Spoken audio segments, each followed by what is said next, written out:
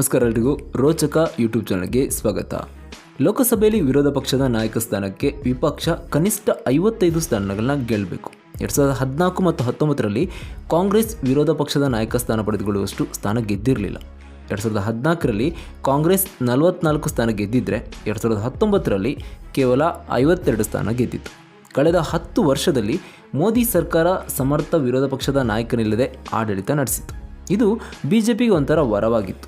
ಯಾವುದೇ ನಿರ್ಧಾರವನ್ನು ಏಕಪಕ್ಷೀಯವಾಗಿ ತೆಗೆದುಕೊಳ್ಳಬಹುದಂಥ ಸ್ವಾತಂತ್ರ್ಯ ಬಿಜೆಪಿಗಿತ್ತು. ಆದರೆ ಈ ಬಾರಿ ಹಾಗಾಗೋದಿಲ್ಲ. ಕಾರಣ, ಕಾಂಗ್ರೆಸ್ ನಾಯಕ ರಾಹುಲ್ ಗಾಂಧಿ ಅವರು ಲೋಕಸಭೆಯಲ್ಲಿ ಪ್ರತಿಪಕ್ಷ ನಾಯಕರಾಗಿ ಆಯ್ಕೆಯಾಗಿದ್ದಾರೆ. ಕಳೆದ 2 ವರ್ಷದಲ್ಲಿ ಅಂದರೆ 2014 ಮತ್ತು 19ರಲ್ಲಿ ಲೋಕಸಭಾ ಚುನಾವಣೆಯಲ್ಲಿ ಯಾವ ಪಕ್ಷವು ಪ್ರತಿಪಕ್ಷವಾಗುವಷ್ಟು ಸೀಟುಗಳನ್ನ ಗೆದ್ದಿರದ ಕಾರಣ ಪ್ರತಿಪಕ್ಷ ನಾಯಕರೇ ಇರಲಿಲ್ಲ. ಆದರೆ ಕಳೆದ ಚುನಾವಣೆಯಲ್ಲಿ ಕಾಂಗ್ರೆಸ್ 99 ಕ್ಷೇತ್ರಗಳನ್ನ ಗೆದ್ದಿದೆ. ಈಗ ರಾಹುಲ್ ಗಾಂಧಿ ಅವರು ಪ್ರತಿಪಕ್ಷ ನಾಯಕರಾಗಿ ಆಯ್ಕೆಯಾಗಿದ್ದಾರೆ. ಇವರು ಆಡಳಿತಾರೂಢ ಪಕ್ಷಕ್ಕೆ ಸೆಡ್ಡು ಹೊಡೆಯೋದ್ರ ಜೊತೆಗೆ ಹಲವಾರು ಅಧಿಕಾರಗಳು, ಅದರ ಜೊತೆ ಸವಲತ್ತುಗಳನ್ನ ಕೂಡ ಪಡೆಯುತ್ತಾರೆ. ವಿರೋಧ ಪಕ್ಷದ ನಾಯಕನಾಗಿರುವ ರಾಹುಲ್ ಗಾಂಧಿ ಕ್ಯಾಬಿನೆಟ್ ಸಚಿವರ ರ್ಯಾಂಕ್ ಹೊಂದಿರ್ತಾರೆ. ಕ್ಯಾಬಿನೆಟ್ ಸಚಿವರ ದರ್ಜೆ ಎಲ್ಲ ಸವಲತ್ತುಗಳು ರಾಹುಲ್ ಗಾಂಧಿಗೆ ಸಿಗುತ್ತೆ. ಸರ್ಕಾರಿ ಅಧಿಕೃತವಾದಂಥ ಬಂಗ್ಲೆ, Z+ ಸೆಕ್ಯೂರಿಟಿ ಸೇರಿದಂತೆ ಹಲವು ಸೌಲಭ್ಯಗಳು ರಾಹುಲ್ ಗಾಂಧಿಗೆ ಸಿಗುತ್ತೆ.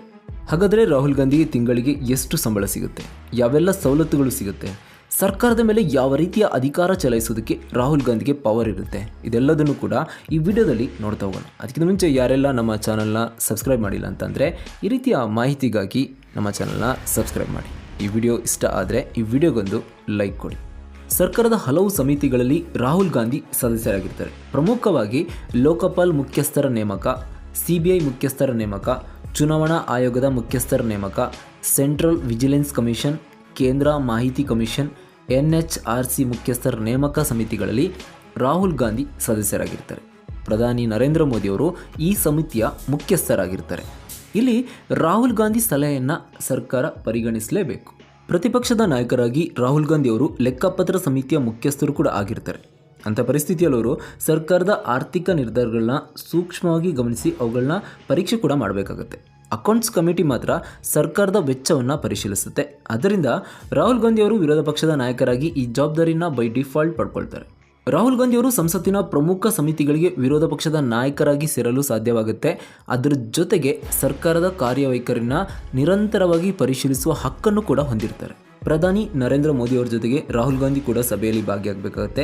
ಈ ಎಲ್ಲ ನೇಮಕಾತಿಗಳಲ್ಲಿ ಪ್ರತಿಪಕ್ಷದ ನಾಯಕರಾಗಿ ರಾಹುಲ್ ಅವರು, ಪ್ರಧಾನಿಯವರು ಮತ್ತು ಸದಸ್ಯರು ಕೂಡ ಒಟ್ಟಿಗೆ ಕುಳಿತುಕೊಳ್ತಾರೆ. ಈ ನೇಮಕಾತಿಗಳಿಗೆ ಸಂಬಂಧಿಸಿದ ನಿರ್ಧಾರಗಳಲ್ಲಿ ಪ್ರಧಾನಿಯವರು ವಿರೋಧ ಪಕ್ಷದ ನಾಯಕರಾದಂಥ ರಾಹುಲ್ ಗಾಂಧಿಯವರ ಒಪ್ಪಿಗೆಯನ್ನು ತೆಗೆದುಕೊಳ್ಬೇಕಾಗತ್ತೆ. ಅವರ ಅಭಿಪ್ರಾಯ ಮತ್ತು ಸಲಹೆ ಕೂಡ ಇಲ್ಲಿ ತುಂಬಾ ಮುಖ್ಯವಾಗಿರುತ್ತೆ. ಇನ್ನು ಪ್ರತಿಪಕ್ಷದ ನಾಯಕನಾಗಿರುವಂಥ ರಾಹುಲ್ ಗಾಂಧಿಯವರ ಅಧಿಕಾರ ಏನು, ಅವರ ಪವರ್ ಏನು, ಸರ್ಕಾರದ ನೀತಿಗಳನ್ನ ವಿರೋಧಿಸುವುದು ಮತ್ತು ಪ್ರಶ್ನೆ ಮಾಡುವುದು.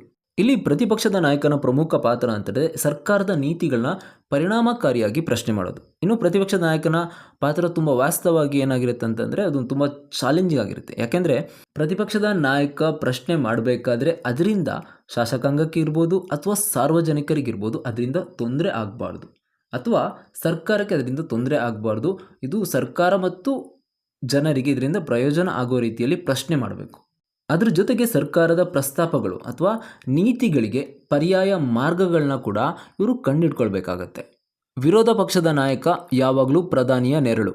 ವಿರೋಧ ಪಕ್ಷದ ನಾಯಕನನ್ನು ಪ್ರಧಾನಿಯ ನೆರಳು ಅಂತ ಕರೀತಾರೆ. ಯಾಕೆ ಅಂತ ಅಂದರೆ, ಒಂದು ವೇಳೆ ಪ್ರಸ್ತುತ ಸರ್ಕಾರ ಏನಿದೆ ಅದು ರಾಜೀನಾಮೆ ಕೊಟ್ಟರೆ ಅಥವಾ ಆ ಸರ್ಕಾರ ಏನಾದರೂ ಸೋತ್ರೆ ಸರ್ಕಾರವನ್ನು ರಚಿಸುವ ಜವಾಬ್ದಾರಿ ಪ್ರತಿಪಕ್ಷದ ನಾಯಕನ ಮೇಲಿರುತ್ತೆ. ಅದರಿಂದ ವಿರೋಧ ಪಕ್ಷದ ನಾಯಕನು ತನ್ನ ಮಾತು ಮತ್ತು ಕೆಲಸ ಏನಿದೆ ಅದನ್ನು ಅಳೆದು ತೂಗಿ ಮಾತಾಡಬೇಕು, ಅಳೆದು ತೂಗಿ ಕೆಲಸ ಮಾಡಬೇಕು. ರಾಷ್ಟ್ರೀಯ ಹಿತಾಸಕ್ತಿಯ ವಿಷಯದಲ್ಲಿ ಪ್ರಧಾನಿಗೆ ಇರುವಷ್ಟು ಜವಾಬ್ದಾರಿ ಪ್ರತಿಪಕ್ಷದ ನಾಯಕನಿಗೂ ಕೂಡ ಇರಬೇಕು. ಬೇಡಿಕೆ ಚರ್ಚೆಗಳು.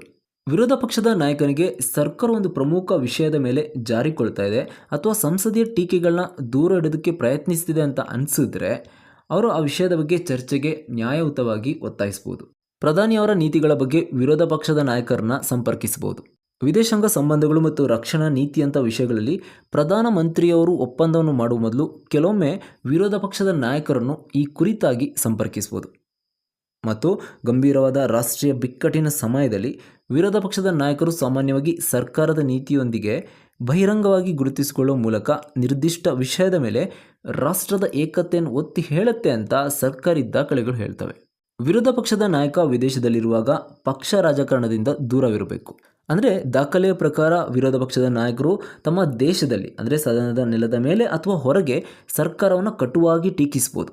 ಆದರೆ ವಿದೇಶದಲ್ಲಿರುವಾಗ ಅವರು ಪಕ್ಷ ರಾಜಕಾರಣವನ್ನು ಬಿಡಬೇಕಾಗತ್ತೆ. ಅಲ್ಪಸಂಖ್ಯಾತರ ಅಧಿಕೃತ ವಕ್ತಾರರು. ವಿರೋಧ ಪಕ್ಷದ ನಾಯಕನನ್ನು ಅಲ್ಪಸಂಖ್ಯಾತ ಅಥವಾ ಅಲ್ಪಸಂಖ್ಯಾತರ ಅಧಿಕೃತ ವಕ್ತಾರರಂತ ಹೇಳಲಾಗುತ್ತೆ. ಯಾಕೆಂತಂದರೆ ಅವರು ಅವರ ನ್ಯಾಯಕ್ಕಾಗಿ ಒತ್ತಾಯಿಸಬೇಕು. ಅಷ್ಟೇ ಅಲ್ಲದೆ ಅವರ ಹಕ್ಕುಗಳಿಗೆ ಯಾವುದೇ ಅತಿಕ್ರಮಣ ಆದರೆ ಅದರ ವಿರುದ್ಧ ಕ್ರಮ ತೆಗೆದುಕೊಳ್ಳಿ. ವಿರೋಧ ಪಕ್ಷದ ನಾಯಕರ ವೇತನ ಮತ್ತು ಸೌಲಭ್ಯ. ಪ್ರತಿಪಕ್ಷ ನಾಯಕನಾದಂಥ ರಾಹುಲ್ ಗಾಂಧಿಯವರಿಗೆ ಕ್ಯಾಬಿನೆಟ್ ಸಚಿವರಿಗೆ ಏನೆಲ್ಲ ಸೌಲಭ್ಯ, ವೇತನ, ಭತ್ಯೆ ಏನೆಲ್ಲ ಸಿಗುತ್ತೆ ಅದೆಲ್ಲ ಸೌಲಭ್ಯ ವೇತನಗಳು ಕೂಡ ರಾಹುಲ್ ಗಾಂಧಿಯವರಿಗೂ ಕೂಡ ಸಿಗುತ್ತೆ. ರಾಹುಲ್ ಗಾಂಧಿಯವರಿಗೆ ದೆಹಲಿಯಲ್ಲಿ ವಾಸ ಮಾಡೋದಕ್ಕೆ ಸರ್ಕಾರದಿಂದ ಹೈಲಿ ಫರ್ನಿಷ್ಡ್ ಆಗಿರೋ ಬಂಗ್ಲೆ ಕೂಡ ಸಿಗುತ್ತೆ. ಇದ್ರ ಜೊತೆಗೆ ಸಪರೇಟ್ ಆದಂಥ ಕಚೇರಿ ಕೂಡ ಸಿಗುತ್ತೆ. ಅಲ್ಲಿ ಇವರು ತಮ್ಮ ಕೆಲಸವನ್ನು ಮಾಡ್ಬೋದು. ಅದರ ಜೊತೆಗೆ ವಿಸಿಟರ್ಗಳನ್ನ ವಿಸಿಟ್ ಮಾಡೋದಕ್ಕೆ ಸಪರೇಟ್ ಆದಂಥ ಕಚೇರಿ ಕೂಡ ಸರ್ಕಾರದಿಂದ ಇವರಿಗೆ ಕೊಡ್ತಾರೆ. ಇನ್ನು ರಾಹುಲ್ ಗಾಂಧಿಯವರು ಎಲ್ಲೇ ಹೋದರೂ ಅವರಿಗೆ ಉನ್ನತ ಮಟ್ಟದ ಸೆಕ್ಯೂರಿಟಿಯನ್ನು ಕೊಡಲಾಗುತ್ತೆ. ಅಂದರೆ ರಾಹುಲ್ ಗಾಂಧಿಯವರಿಗೆ Z+ ಸೆಕ್ಯೂರಿಟಿ ಸೌಲಭ್ಯನ ಒದಗಿಸಲಾಗುತ್ತೆ. ಇನ್ನು ರಾಹುಲ್ ಗಾಂಧಿಯವರಿಗೆ ದೇಶದ ಒಳಗೆ ಮತ್ತು ದೇಶದ ಹೊರಗೆ ವಿಮಾನ ಪ್ರಯಾಣ ಮಾಡೋದಕ್ಕೆ ಒಂದು ವರ್ಷದಲ್ಲಿ 35 ಬಾರಿ ವಿಮಾನ ಪ್ರಯಾಣ ಉಚಿತವಾಗಿರುತ್ತೆ. ಅದು ಕೂಡ ಇವರಿಗೆ ಮತ್ತು ಇವರ ಕುಟುಂಬದವರಿಗೆ.